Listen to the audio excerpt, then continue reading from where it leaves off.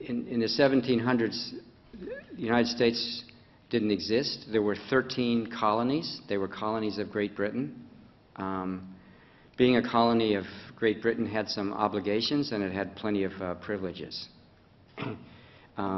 Americans didn't like to pay taxes to Britain, and as a consequence of that, especially the commercial interests, we fought a revolution to become independent of Britain. And at the end of the revolution, we put together a constitution, and it's not the constitution that you know. It's our first constitution, and the founding fathers of the United States were sworn to be loyal to this constitution. So the Constitution was called the Articles of Confederation.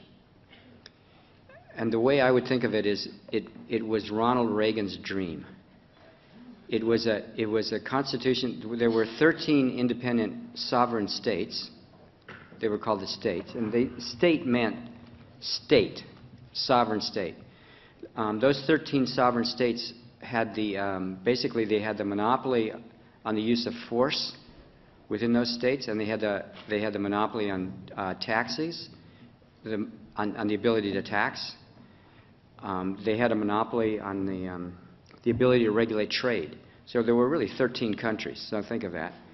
And they were joined in a confederacy. It was the United States of America, under the Articles of Confederation, is this confederation where the sovereignty resides in the states. There's a central government, which actually is just a legislature. It has no court system.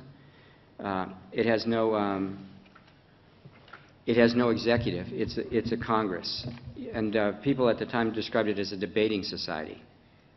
Okay, so that's the Articles of Confederation. And the reason I said it was Ronald Reagan's dream was it's an institutional arrangement that was designed to prevent the central government from taxing, spending, or borrowing. If you can't tax, you cannot borrow.